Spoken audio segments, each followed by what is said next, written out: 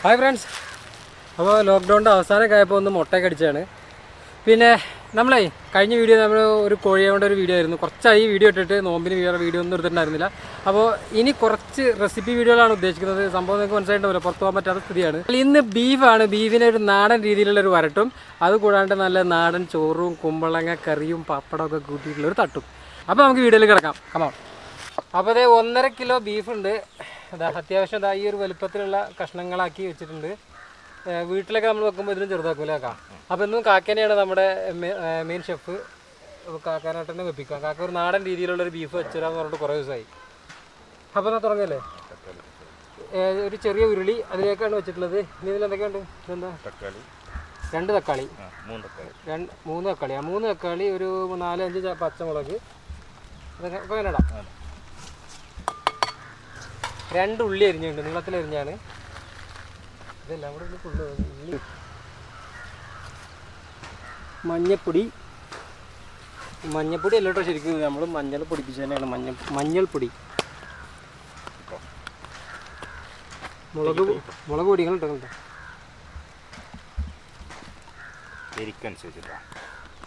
അത് നല്ല എരിവുള്ള മുളക് പൊടി തന്നെയാണ്. പിന്നെ നമുക്ക് കുരുമുളക് പൊടി ഇടാമല്ലോ. ആഹാ, ഇന്ന് ജൂൺ 1-ാം തീയതി. പറഞ്ഞ പോലെ മഴ വന്നു. സ്കൂള് പക്ഷേ ഇന്ന് ഓൺലൈനിലാണ് തുടങ്ങിയത്. സ്കൂളും തുറക്കേണ്ട ദിവസമായിരുന്നു ഇന്ന്. മല്ലിപ്പൊടി നല്ല ഇടുന്നുണ്ട്, നമ്മുടെ നാടൻ മസാല. പിന്നെ ഇഞ്ചി വെളുത്തുള്ളി വേണ്ടേ? ഇതാ ഇഞ്ചി വെളുത്തുള്ളി ചതച്ചത്.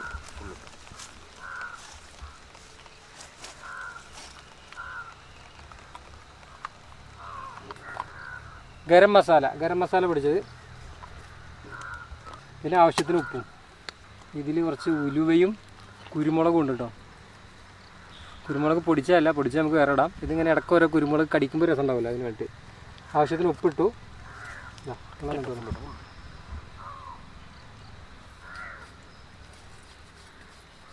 പിന്നെ കുരുമുളക് പൊടി. ഇതിൻ്റെ ഒന്നും അളവ് പറയുന്നില്ല, നമ്മൾ ആവശ്യത്തിന് ഇടുക എന്നുള്ളതാണ് ഇപ്പം കാക്ക പറയുന്നത്. ബേ ലീഫ്,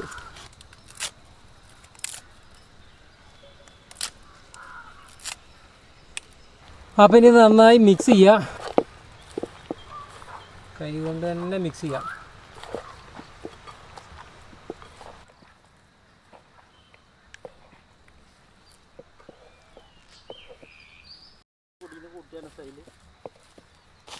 അപ്പം ഇനി നന്നായി മിക്സ് ചെയ്തു. ഇനി നമുക്കിത് അടച്ചു വെക്കാം. ഒരു 20 മിനിറ്റ് അടച്ചു വെച്ചതിന് ശേഷം വേവിച്ചാൽ മതി എന്നാണ് ഇപ്പോൾ കാക്ക പറയുന്നത്. അപ്പം നമുക്ക് അതുപോലെ ചെയ്യാം.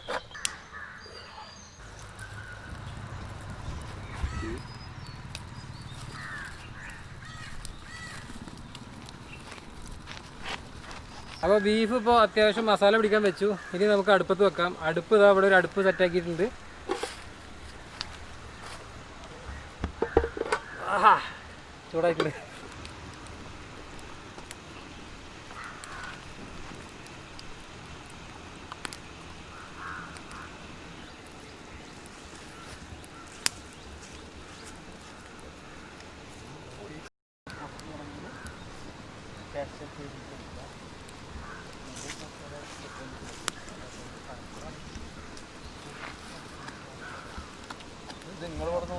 അപ്പോൾ ഒരു 15 മിനിറ്റ് ആയില്ലേ, നമുക്കൊന്ന് തുറന്നു നോക്കാം.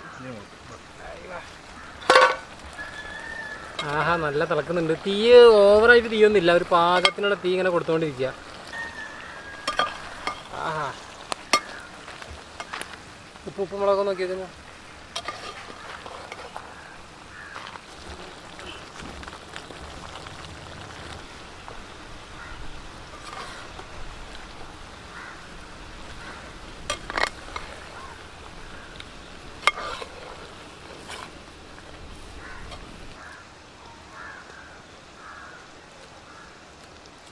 ഉപ്പിടണോ? കുറച്ച് ഉപ്പിടാം. കുറച്ച് കുരുമുളക് പൊടി ഇടാം.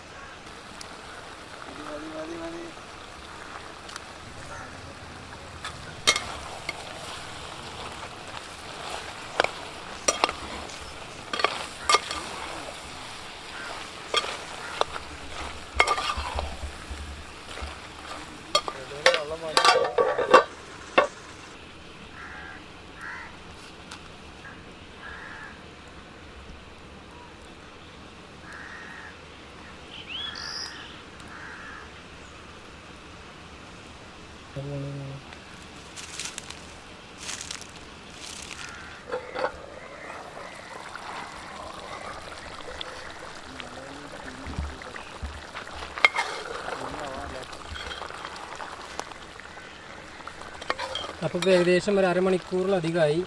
അപ്പോൾ ഇനി നമുക്ക് ഇതിലേക്ക് അല്പം തേങ്ങാക്കൊത്ത്, ഇപ്പം തേങ്ങാക്കൊത്ത് ഇടാം. തേങ്ങാക്കൊത്ത് ഒന്ന് എണ്ണയിൽ വറുത്തെടുക്കണം. പക്ഷേ ഇത് കൊപ്രയാണ്, അതുകൊണ്ട് ഇപ്പോൾ എണ്ണയിൽ വറുത്തൊന്നുമില്ല. അങ്ങനെ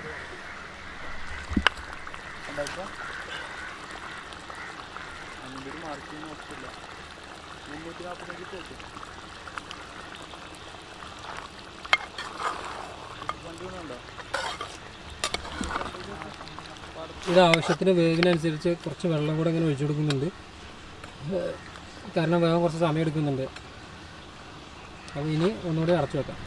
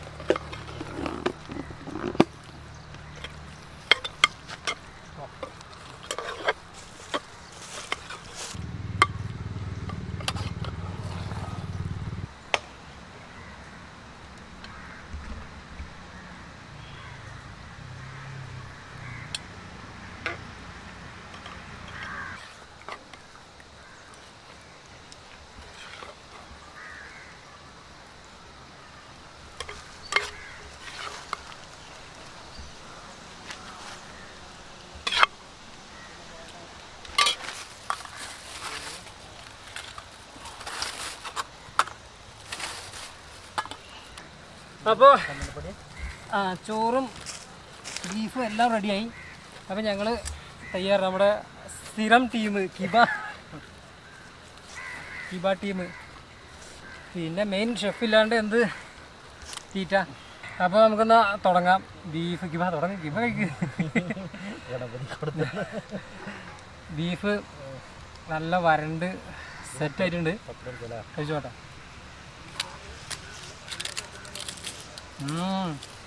മസാല ഇടുക. ബീഫ് കുറച്ച് മുറ്റാണ്, ആരോടും പറയണ്ട. ഇങ്ങനെ കുഴക്കുക, കഴിച്ചിട്ട് ബീഫിൻ്റെ മസാല അടിപൊളിയാവും. ബീഫ് നല്ല ചൂട് കേട്ടോ. എൻ്റെ കറി നല്ല കുമ്പളങ്ങയും തേങ്ങ അരച്ച് മോരൊഴിച്ച കായ ഇട്ട കറി. അങ്ങനെ പറഞ്ഞാൽ മനസ്സിലായിട്ടുണ്ടാവും. അതൊരു പ്രത്യേക കോമ്പിനേഷൻ, ചോറും ഈ കുമ്പളങ്ങക്കറിയും ബീഫും പിന്നെ പപ്പടം അല്ലേ ആക്കാം.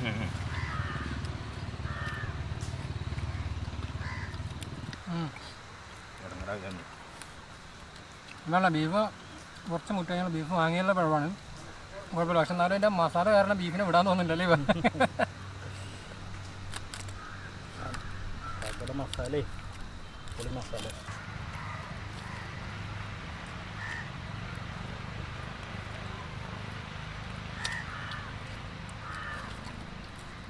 ഒരു പപ്പടം എടുത്തതുപോലെ കുഴച്ച്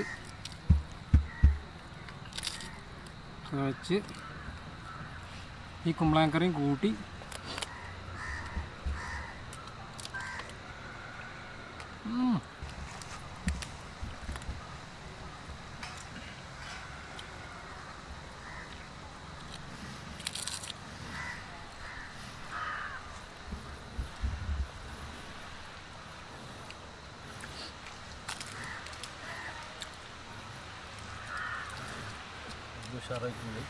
അടിപൊളി. കുരുമുളക് അങ്ങനെ ഇട്ടാരനെ കടിക്കുമ്പോൾ അതുപോലെ കൊപ്ര പീസ് ഇട്ടില്ലേ, തേങ്ങാക്കൊത്തെന്ന് പറയും. പക്ഷേ ശരിക്കും ഇത് കൊപ്രയാണ്, ഉണങ്ങിയ തേങ്ങയായിരുന്നു. അപ്പോൾ അതുകൊണ്ട് വറുത്തൊന്നുമില്ല. അതിങ്ങനെ കടിക്കുമ്പോൾ നല്ല ടേസ്റ്റാണ്. ഇപ്പം കഴിക്കുക, കഴിക്ക്. കറി വയ്ക്കണ്ടേ? കുറച്ച് കറി വെച്ച് വയ്ക്കുന്നതാ.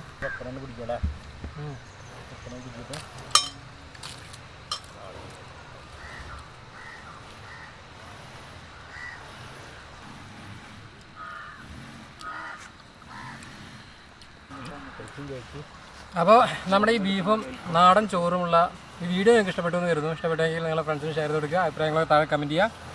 അപ്പോൾ ഇതുപോലെ ഇടയ്ക്ക് നമ്മുടെ റെസിപ്പി വീഡിയോസും ഇനി തുടർന്ന് വരുന്നതായിരിക്കും. അപ്പോൾ സബ്സ്ക്രൈബ് ചെയ്യാത്തവർ സബ്സ്ക്രൈബ് ചെയ്യുക. അപ്പോൾ പുതിയൊരു വീഡിയോ ആയി വീണ്ടും കാണുന്നവരേക്കും ബൈ.